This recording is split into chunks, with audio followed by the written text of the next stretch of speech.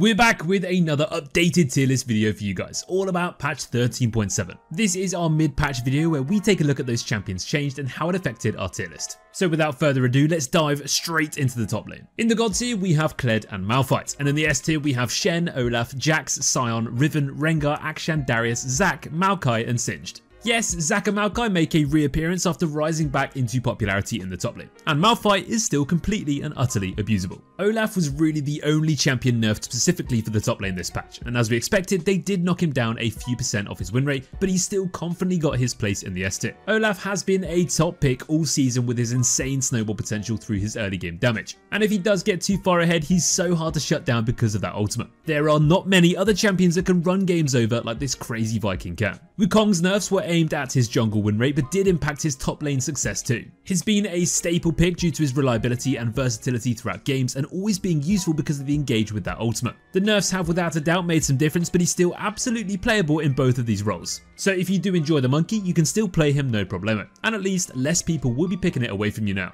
Shen is rising back to being one of the best top laners in the game again. His solid ability to set up ganks, duel enemy top laners and split push in the late game is really strong. But then of course he's got his ultimate, which is by far one of the most influential abilities for any top lane to make impact. Shen can make his mark on any game, whether it's in lane or on the rest of the map instead, and either way he can definitely carry games by himself right now.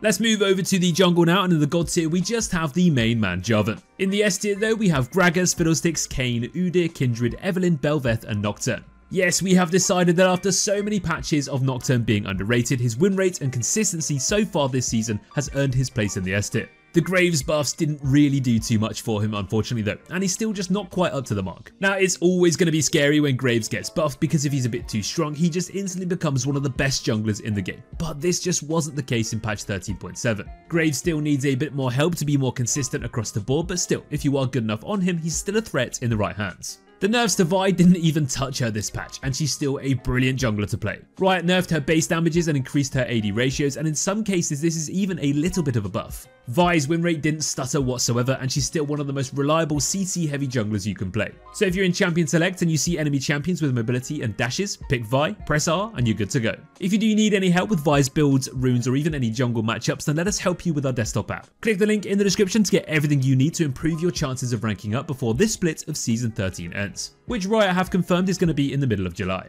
The Rammus nerfs are another small attempt to bring him down a bit, and they have done just that. He's still in a very good spot though despite these nerfs, and it just shows how good he actually has been. Considering just how well he's performing, he's still not the most popular jungler in the game though. But those Rammus one tricks will always be terrifying to play against. Rammus's ability to powerball around the map and his huge crowd control will always be a threat. But let's see if Riot keep nerfing him. The Sejuani nerfs were expected after being so popular and so consistent, and just like many other champions in patch 13.7, they've made a decent enough difference without removing them from viability altogether. Sejuani offers so much crowd control and she works into so many different team comps, hence her massive priority in pro play. These nerfs this patch have hurt her a little bit, but she'll always be playable when you need her. The Lee Sin nerfs have definitely made a difference too, and slightly more so than the other junglers who got changes this patch. Lee Sin is just one of those champions that's either incredibly strong or slightly underwhelming. But either way, he will always be strong when being played by the right player anyway. Now Lee is going to stay in the A tier for now, just because if you do know what you're doing and you're good enough, he's still a brilliant jungler to main. Although if you aren't that good on him, he's a little bit average and definitely in a much weaker spot now.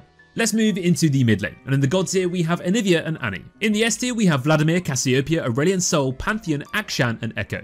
Yes, you heard that correctly, Aurelion Sol has bounced straight back to the S tier after just a brief vacation in the A tier. Aurelion Sol just scales like a monster and still boasts an insane popularity and high ban rate too. He has been immensely popular since that rework, and quite rightly so too, as he really does feel like a proper godlike champion now. Aurelion Sol has tons of damage, crazy AoE CC, pretty surprising mobility and ridiculous scaling. So if you haven't tried him yet, why not? It is always a scary place when Katarina is in the patch notes, and with her getting buffed this time round, we expected her to pop off a little more than she did. Her AP ratios went up, but her win rate didn't move as much as we thought, so we moved her back down to the A tier this week. A good and fed Kata is honestly one of the most terrifying things to play against in the whole game. She roams, she gets resets, and she jumps her way through teams like nothing you've ever seen before. So if you do have what it takes to play Kata correctly, she's a very threatening pick to go for.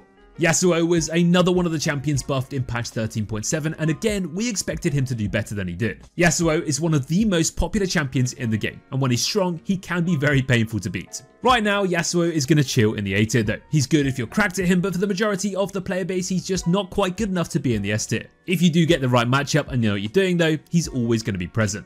Azir is finally playable again as his win rate shot up by around 2.2% after these changes. You can see that Riot are trying to balance this champion to make him viable for the general player base but not turbo broken and abusable in pro play. Well, it seems like they're slowly getting there now, as this is the highest his win rate has been in a while. So if you do find yourself enjoying the birdie boy in that mid lane, then it's a great time to play him if you've got what it takes. There's not many more things that are as satisfying as sliding into a backline and landing a 5-man Azir ult. Give it a go. Over to those AD carries now then, and in the God tier we have Jinx, and in the S tier we have Jhin, Xayah, Twitch and Ashe.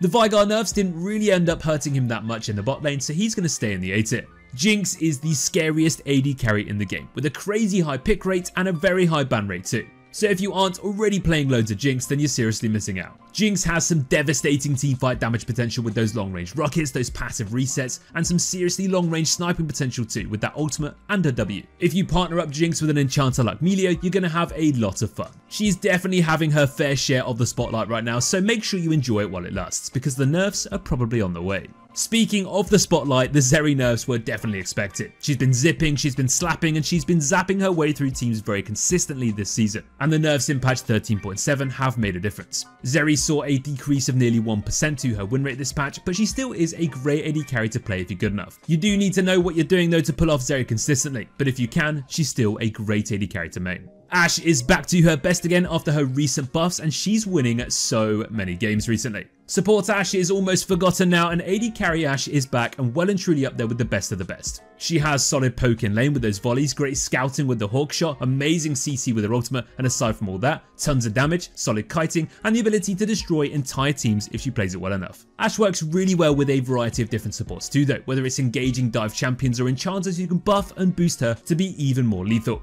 If you haven't tried Ashe recently, it is definitely worth picking her up again.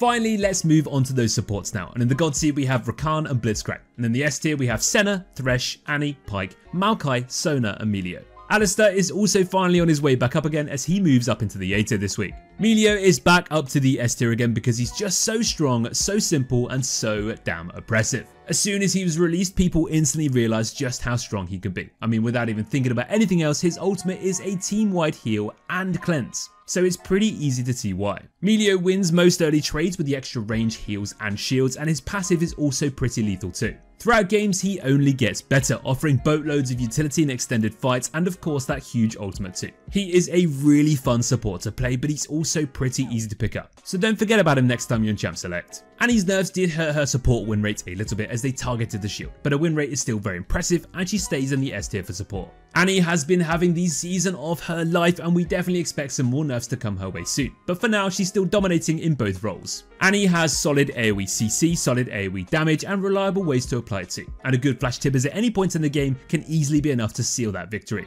Whether you play to win lane or play for team fights, you just cannot go wrong with Annie this patch. Thresh lost a fraction of his mojo with the nerfs to his Q, but still remains good enough to stay afloat in the S tier. This champion is really enjoying being back in the spotlight since his buffs a few patches ago, and we're all for it too. He is so much fun, and when you start landing those hooks consistently, there's just nothing else like it. Thresh has great disengage alongside that pick potential with his Q, and those lanterns can also be insanely clutch to play around. And in the right moments, they can definitely make the difference between a dead AD carry and a fed one. If you haven't been playing Thresh already, then you're seriously missing out, so make sure you give him a go. And that's going to bring us to the end of our patch 13.7 updated tier list video for you guys. We hope you all enjoyed it, and don't forget to check out our low elo and high elo tier lists over on our website. Thanks again for watching, and we'll see you all on the next one. Take care.